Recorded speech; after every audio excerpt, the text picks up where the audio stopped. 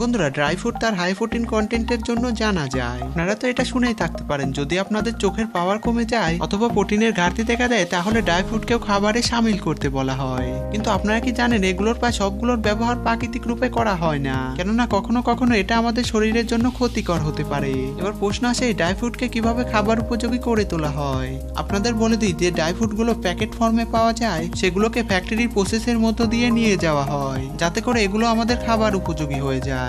আর বন্ধুরা, আজকের ভিডিওতে আমরা এমনই কিছু ড্রাই ফ্রুটের প্রসেসিং দেখতে চলেছি। বন্ধুরা, ভিডিওটা খুবই ইন্টারেস্টিং এবং নলেজেবল হতে চলেছে, তাই বন্ধুরা ভিডিওটা একটু মিস করবেন না। তো স্বাগতম আমাদের আরো একটা নতুন ভিডিওতে। বাদাম। বন্ধুরা, এই ড্রাই ফ্রুট মানে কি বাদাম সম্পর্কে আপনারা তো প্রায় সবাই জেনে থাকতে পারেন, কেননা এটা খেতে যেমন সুস্বাদু তেমনি এর পুষ্টিগুণও অনেক। আর আপনারা তো এই কথাটা শুনেই থাকতে পারেন, যদি কেউ কোনো কথা ভুলে যায় তাহলে লোক তাকে এই বাদাম খেতে বলে, কেননা মেমোরির জন্য এটা খুবই ভালো মানা হয়। সাথে এটাতে কোলেস্টেরল কন্টেন্টও প্রায় 0 হয়ে থাকে। তো চলুন জেনে নেওয়া যাক কিভাবে এই সুস্বাদু বাদাম প্রসেসিং করা হয়ে থাকে আর এটাকে কিভাবে খাবার উপযোগী করে তোলা হয়। বাদাম চাষ করার জন্য বাদামের জমিকে ভালোভাবে প্রস্তুত করা হয়ে থাকে, কারণ এটার গাছ লেগে যাওয়ার পরে প্রায় 40 থেকে 50 বছর পর্যন্ত ফল দিয়ে থাকে।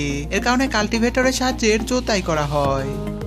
এটা চাষ করার জন্য খুবই জরুরি হলো 30 থেকে 35 ডিগ্রি সেন্টিগ্রেডের টেম্পারেচার আর 5 বছর পর্যন্ত লম্বা সময়। এই সময়ের মধ্যে প্রায় বাদাম প্রস্তুত হয়ে যায়। তারপরে এগুলোর হারভেস্ট করা হয়ে থাকে। তারপরে এগুলোকে ফ্যাক্টরিতে পাঠিয়ে দেওয়া হয়, যেখানে এগুলোর রাফাইনিং এবং ক্লিনিং করা হয়ে থাকে। তারপরে কনভেয়ার বেল্ট অন্য পাশ থেকে চকচকে বাদাম বাইরে বের করে আনে। তারপরে এগুলোকে কনভেয়ার বেল্টের সাহায্যে প্যাকেজিং এর জন্য পাঠিয়ে দেওয়া হয়। কিশমিশ। কিশমিশ তো আপনারা অনেকেই খেয়েই থাকতে পারেন, আর এটা সুবিধাও চমকে দেওয়ার মতো। আর এই ড্রাই ফ্রুট এতটাই কমন যে প্রায় অনেক ঘরে পাওয়া যেতে পারে।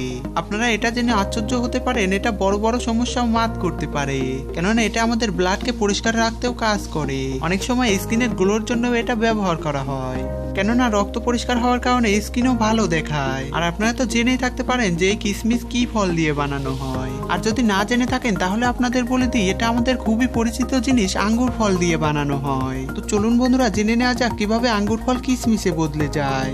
তো সবার প্রথমে তো আঙ্গুরের বড় বড় ফার্ম তৈরি করা হয়, যেখানে গুচ্ছ আকারে আঙ্গুর ঝুলতে থাকে।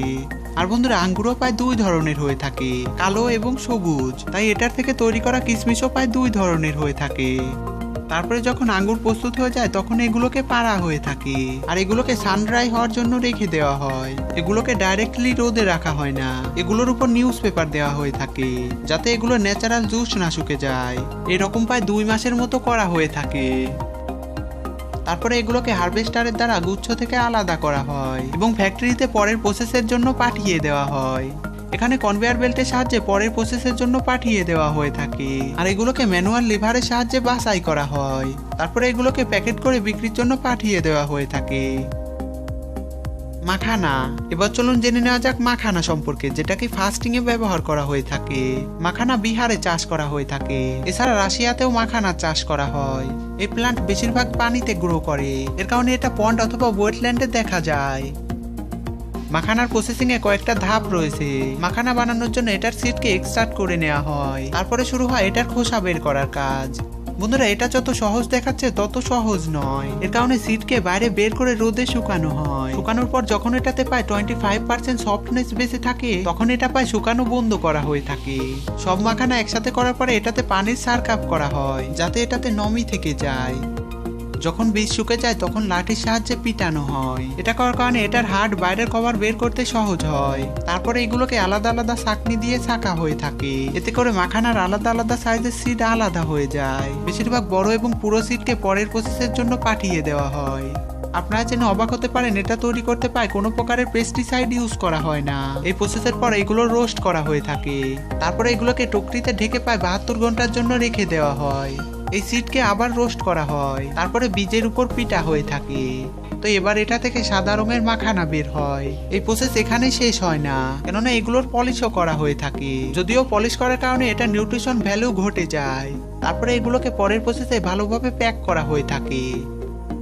আর বন্ধুরা আপনাদের কোন ড্রাই ফ্রুট সবচেয়ে বেশি পছন্দের সেটা অবশ্যই কমেন্ট করে জানাবেন। আর বন্ধুরা কিভাবে খেজুর এবং কাজু বাদাম প্রসেসিং করা হয় সেই ভিডিওটা যদি না দেখে থাকেন তাহলে ডিসক্রিপশনে দেওয়া লিঙ্ক থেকে দেখে নিতে পারেন। আর বন্ধুরা ভিডিওটি ভালো লাগলে একটি লাইক করে দিবেন এবং এমনই সব ইন্টারেস্টিং ভিডিও পাওয়ার জন্য চ্যানেলটা সাবস্ক্রাইব করে রাখবেন। আর বন্ধুরা ভিডিওটা প্লিজ সবার সাথে শেয়ার করে দিবেন। আর বন্ধুরা চ্যানেলটা প্লিজ ভিজিট করে আসবেন।